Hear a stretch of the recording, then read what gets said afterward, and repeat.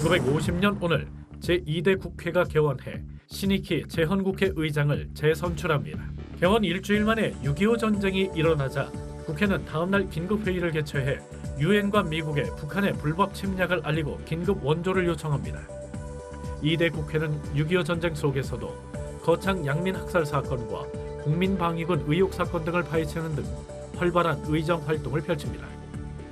국회와 대립하던 이승만은 1951년 12월 대통령의 국회 간선제를 폐지하고 국민 직선제를 골자로 하는 개헌안을 제출합니다. 이에 대해 자유당 정권은 내각 책임제 개헌 반대 시위를 사주하고 민중자결단과 땄벌대 등 정치폭력배들을 앞세워 국회 해산을 요구하며 국회를 포위합니다. 이를 구실로 자유당 정권은 비상계엄령을 선포하고 40여 명의 의원들이 탄 통근버스를 헌병대로 연행하는 등 이른바 부산 정치파동을 일으킵니다. 정부안인 대통령 직선제의 국회 통과가 어렵게 되자 여당 의원들은 국회와 정부의 개헌안을 조합한 발췌 개헌안을 만들어 다시 국회에 상정합니다. 국회의원들을 연금하는 등 공포 분위기 속에서 7월 4일 기립 표결에 붙여진 발췌 개헌안은 재석 의원 166인 중 찬성 163인, 기권 3인으로 한 명의 반대도 없이 통과됩니다. 이로써 계엄령 선포 후 40여일간 계속되어 온 부산 정치파동은 막을 내리게 됩니다.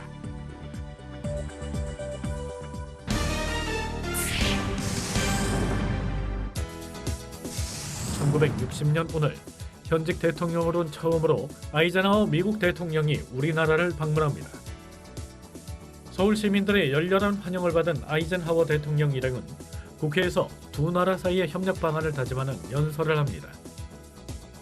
아이젠하워 대통령은 공산 세력의 침략이 있을 경우 적극 대응할 것을 약속하고 한국의 민주주의가 발전하길 기대한다고 말합니다. 이어서 아이젠하워 대통령은 허정 국무총리와 두 차례에 걸쳐 한미 고위회담을 열고 한반도의 평화 통일을 위해 공동 노력하기로 합의합니다.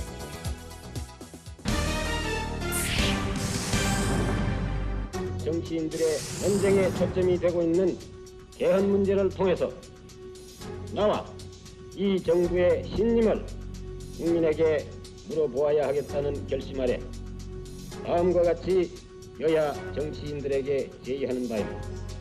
1969년 오늘 박정희 대통령의 삼선 개헌 반대 학생 시위가 전국적으로 일어납니다. 삼선 개헌은 박정희 정권이 장기 집권을 위해 대통령의 삼선이 가능하도록 헌법을 개정한 사건입니다. 정부와 여당은 야당인 신민당 의원 3명을 포섭해 122명의 개헌 지지선을 확보하고 대한반공연맹, 대한제향군인회 등 각종 사회단체들을 총동원해 개헌 지지 성명을 발표하게 하는 등 갖은 방법을 동원합니다. 이에 맞서 신민당은 삼선 개헌 반대 범국민투쟁위원회를 열고 개헌 반대 투쟁에 나섭니다. 전국 대학가에서도 장기 집권을 막기 위한 개헌 반대 시위가 연일 계속됐습니다. 그러나 결국 9월 14일 일요일 새벽 2시 국회 본회의장에서 점거 농성을 하고 있던 야당 의원들을 피해 국회 제3별관에 여당계 의원 122명이 모여 찬성 122인으로 반대 한 표 없이 개헌안을 날치기 통과시킵니다. 학생들과 야당 의원들은 전국적인 대규모 시위를 통해 격렬하게 반대했지만 박정희 대통령은 1972년 유신 체제를 통해 장기 집권을 강행합니다.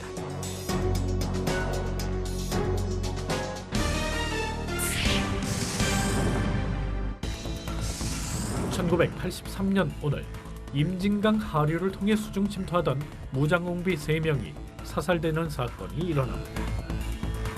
국계 무장공비 3명을 우리 육군 사병이 발견 사살하였습니다.